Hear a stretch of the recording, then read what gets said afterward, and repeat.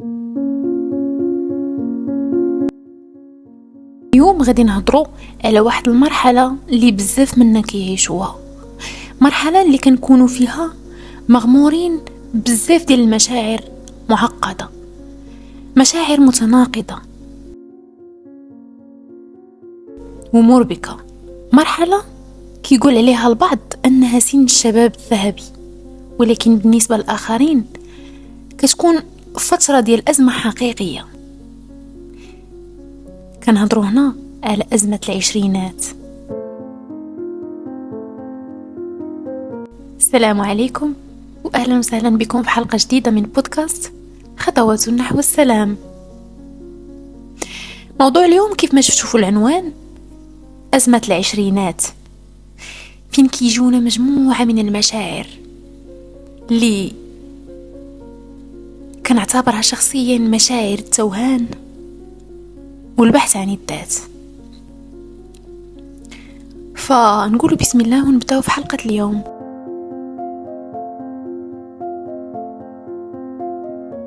واش عمرك لقيتي راسك جالس بوحدك كتفكر في حياتك وكتقول علاش كنحس بالضياع؟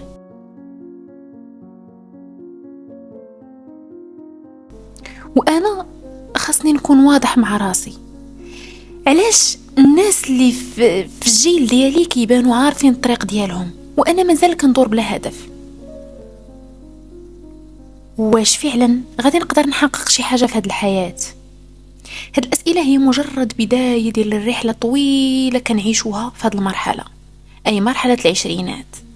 كتشكل فتره انتقاليه ما بين المراهقه اللي كانت بسيطه وخاليه من المسؤوليات الكبيره وبين حياه الكبار اللي فيها قرارات مصيرية، تحديات وضغوطات كتجي من كل جهة. هاد الفترة اللي فيها بزاف ديال المشاعر اللي كتخلط علينا الأمور، كنحسوا بالخوف حيث المستقبل كيبان غامض وماشي مضمون، زائد أننا كنعيشوا القلق حيث كنقلبوا على النجاح ولكن الطريق كنحسوا أنه طويل وصعيب وما كاينش أصلا طريق. كنواجهوا إحباطات فعل المقارنات اللي كنعيشوها مع الناس في الجيل ديالنا، خصوصا في وسائل التواصل الاجتماعي. وحتى وسط كل هذا الشيء كنعيشوا لحظات ديال الحماس ديال الأمل، ولكن غالبا كتكون مخلطة بالشك. فكتير منا كيبدا يسول راسو واش أنا بوحدي اللي كنحس هكا؟ علاش الناس اللي في العشرينات كيبانوا مستقرين وانا كنحس براسي متردد وضايع؟ بغيت نقول لك حاجه مهمه، هاد المشاعر كلها اللي كتحس بها طبيعيه، حيت في هاد المرحله كنكونوا كنبنيو الاساس ديال حياتنا، ولكن حتى البناء كيبغي وقت وجهد، وكتجي معاه لحظات ديال التعب والتوهان.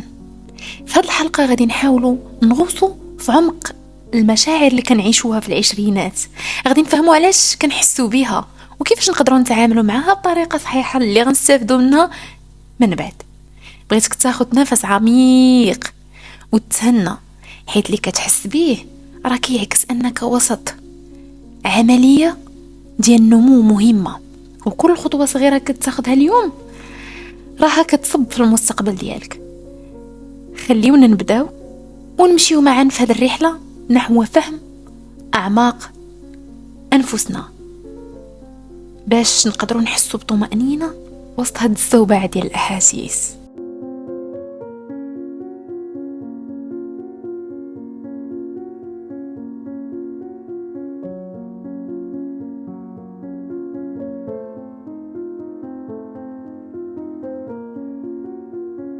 أول محور في هذا الموضوع وهو البداية المعقدة. في العشرينات كنحسوا براسنا واقفين وسط واحد المفترق ديال الطرق، من جهة عندنا طموحات كبار وحلم نبنيو حياة مثالية، ومن جهة أخرى كنواجهوا واقع صعيب فيه التزامات ومسؤوليات. هنا كيبان التناقض الكبير واللي كيشعل داخل ديالنا واحد المشاعر المتنوعة، بعضها زوين وبعضها تقيل بزاف وصعيب الهضم. مشاعر اللي كتخلط علينا في هذه المرحله. منها الخوف هو واحد من اقوى المشاعر اللي كيعصف بينا. خوف اللي كيخليك دائما تسول واش غادي ننجح، واش غادي نقدر نحقق احلامي، واش الطريق اللي اختاريت صحيحه.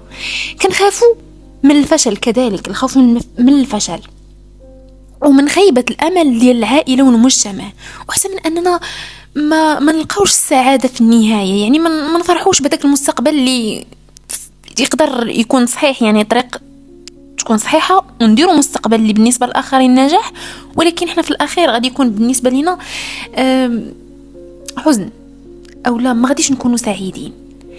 توتر والقلق، هاد المشاعر كتعبر على الضغط اللي كنديروه على راسنا. كنفكروا بزاف في المستقبل، واش غادي نلقى خدمه، واش غادي نقدر نستقل ماديا. كيتزاد علينا الضغط من المقارنه مع الاخرين، خصوصا الناس اللي ظاهرين ناجحين في الانترنت، وهاد لي زانفلونسور ولي زانفلونسوز اللي ولاو كيكون عادي، انسان عادي في الباك حتى كتبان لك راه شرا طوموبيل اللي ساويه يعني فلوس بزاف. انت كتلقى راسك يعني ديبلومي، عندك واحد ليسونس ولا جو سي با، ما كيعرفك حتى شي حد مآمن بيك. وحنا في هذا الوقت هذا بغينا ولا كرهنا كاينه حقيقه اللي واضحه وبديهيه، هي ان عندك فلوس راك انت كاين. ما عندكش شرك ما كتبانش بهذا المعنى هذا. ما كاينش شي معنى اخر للاسف. هذه ماشي شي حاجه اللي مزيانه، ولكن للاسف عندنا ما نديرو، يعني كل شيء بالمظاهر كيف ما كنقولوا. زائد الاحساس بالاحباط، واحد اللحظه كتجي كنحسوا باننا واحلين، بان الحياه ما كتمشيش كيف ما بغينا. كنبداو نسولوا اسئله، علاش ما كنحققوا والو، علاش كيبان لي النجاح بعيد. هذا الاحباط كيبقى يقتل الشغف اللي عندنا، وكيتحول لحاله ديال اللامبالاه، وهنا فين كنطيحوا في المحظور. زائد الفراغ العاطفي، رغم العلاقات اللي عندنا كنحسوا بوحده داخليه قاهره، وكاننا ما لقيناش الشخص اللي يفهمنا او يشاركنا هذه اللحظه. كيبان لنا اننا خاصنا نكونوا مثاليين حتى في العلاقات ديالنا، وكنلوموا راسنا على اي فشل فيها. احساس اخر اللي كيكون عندنا واللي هو الحماس الممزوج بالشك. في وسط كل هذا الشيء كنعيشوا لحظات حماسيه، كيبان لنا الامل، كيبان الامل، ولكن حتى هذاك الحماس كيبقى فيه الشك. كتبقى تقول الله يخرج هاد الفرحه على خير. المهم كتبقى تقول لا، ما يمكنش، لان الحياه عوداتنا دائما انها تكون صعيبه، دائما ما كتعطيناش ويش كيف ما كيقولوا المصريين، الا ما رمداتنا مزيان. فكتبقى دائما عندك هاد الشك هذا. نجيو دابا المحور او نطرحوا سؤال، علاش كتجي هاد المشاعر؟ اول حاجه وهي التوقعات العاليه. اول سبب كنحسوا اننا خاصنا نكونوا ناجحين في كل الجوانب ديال الحياه دفعه واحده، الخدمه، القرايه، العلاقات، وحتى الحياه الاجتماعيه. زائد المقارنات. المقارنات وسائل التواصل الاجتماعي راه بالنسبه لنا كتعرض لنا واحد كتشكل، انا شخصيا كتشكل في حياتي واحد الحاجه اللي صعيبه بزاف، واحد الحاجه اللي خايبه، او لا كانت كتشكل بالنسبه لي. اما دابا وعيت ان داكشي كله مظاهر، وان اي واحد بغيتي ولا كرهتي، بغينا ولا كرهنا، عنده مشاكل وعنده واحد الجانب ناقص. واغلبيه داكشي اللي كنشوفوا، ديك الصور اللي كنشوفوا على هاد السوشيال ميديا او الناس اللي في السوشيال ميديا وكيبانوا لنا انهم واصلين، وداكشي اغلبيه ديك الصوره فيك، صوره حاطينها باش يبينوا لينا انهم واصلين.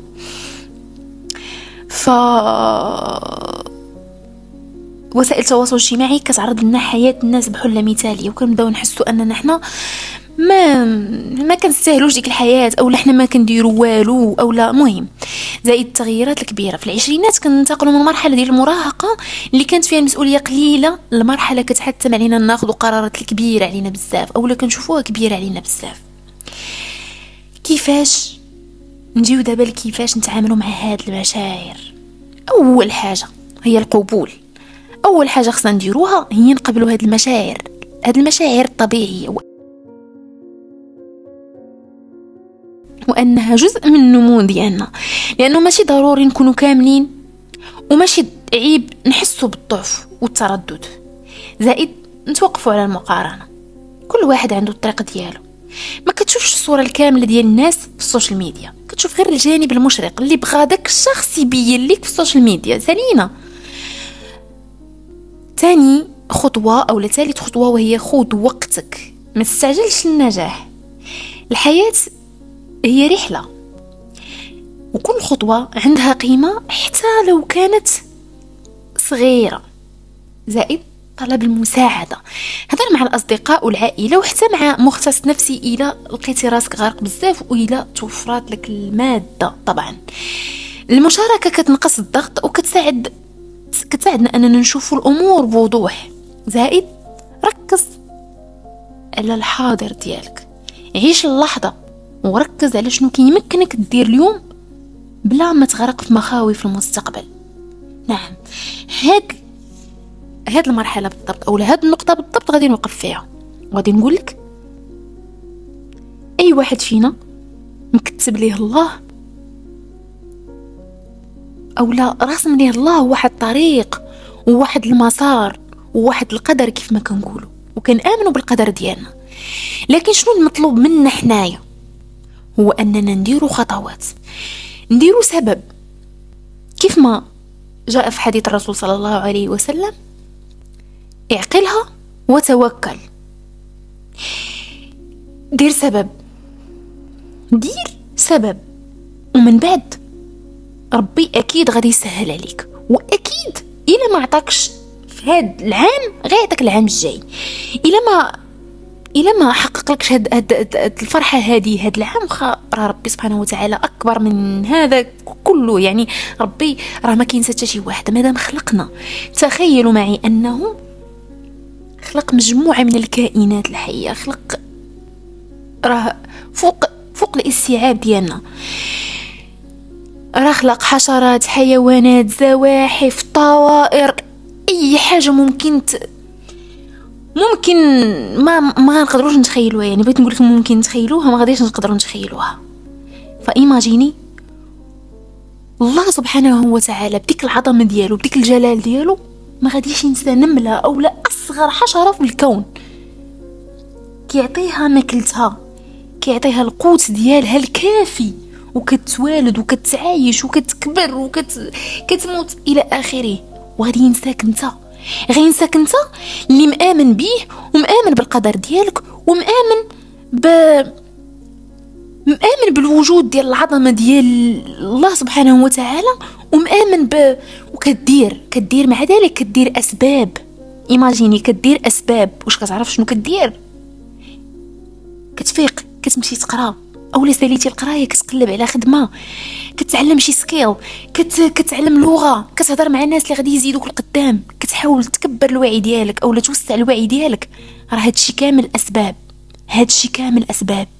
ثق في التوقيت ديالك، اللي غنقولك انا هو ثق في التوقيت ديالك وركز على الحاضر، حيت ما عارفينش انتوكا واش غادي نقدروا نعيشوا غدا اولا ما غاديش نقدروا نعيشوا، واش اصلا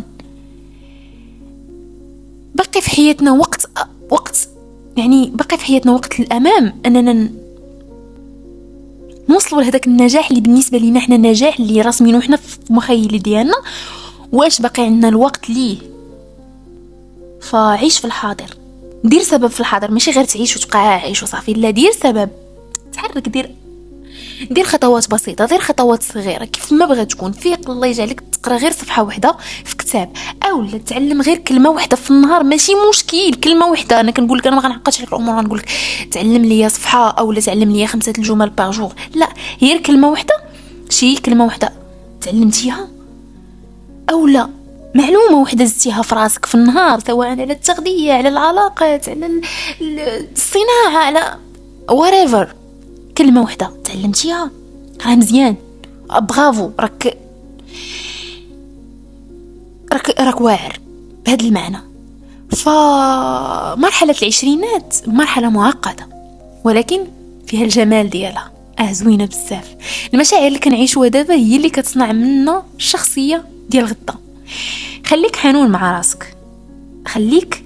مع راسك، وخذ كل يوم بخطوه صغيره، وثق في الله وثق في التوقيت ديالك.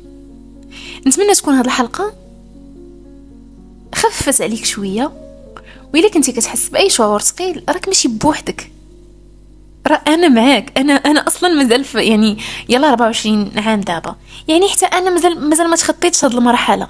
انا معاك، وبزاف ديال الناس معاك، وبزاف ديال يعني ماشي غير يعني بزاف ديال الناس اللي بحالنا. كتخيل شحال من واحد في العشرينات دابا في هذا العالم، في هذا الكوكب فوق الارض، راه بزاف ديال الناس. فإلا كنتي كتحس بهذا الشيء تفكر انك ماشي بوحدك. شكرا لانك كنتي معايا اليوم في خطوات نحو السلام. خلي لي الراي ديالك في تعليق، قول لي باش حسيتي وانت كتسمع لهاد الرحله اللي صراحه هذا الموضوع ما وجدتوش، فقط كان يعني يعني كنرتجل، فضلت انني نرتجل فيه لانه شي حاجه اللي كنحسها. بغيت نكون صادقه معكم وبغيت نكون صريحه، حتى انا كيعجبني نتناقش مع اصدقاء ديالي، مع الناس اللي قراب ليا، مع الاخوان ديالي في هذه المواضيع هذه، لانها كتحسسني انني I'm still alive, I'm still يعني I'm still learning، يعني I'm still growing. بغيت نعرف الرأي ديالكم، خليت لكم بالراحة. زائد إلا بغيتوا تواصلوا معايا، يعني المهم شي استشارة أو شي رأي أو شي حاجة اللي فور فري طبعا، لأنني أنا لست مختصة يعني نفسية ولا شي حاجة، ففقط يعني باش كنكونوا محتاجين اننا نهضروا او لا نطلبوا نصيحه من عند شي شخص، لان انا كنآمن بواحد القضيه، ماشي ضروري تيكون بنادم كبر منك عاد تقدر تاخذ منه المعلومه، او لا تيكون يعني قاري عليك بزاف عاد تقدر تاخذ منه المعلومه. لا، بامكانك ان اي واحد لقيتيه في حياتك غادي يعطيك معلومه وغادي يعطيك اضافه سوا سور. فنتمنى انكم تستافدوا شويه من هذه الحلقه هذه ديال اليوم، ونرجع نتلاقاو في حلقة جديدة إن شاء الله قريبا. دمتم في سلام. وقبل ما ننسى غنخلي لكم انستغرام ديالي في أول تعليق مثبت. تهلاو في راسكم ودمتم في سلام.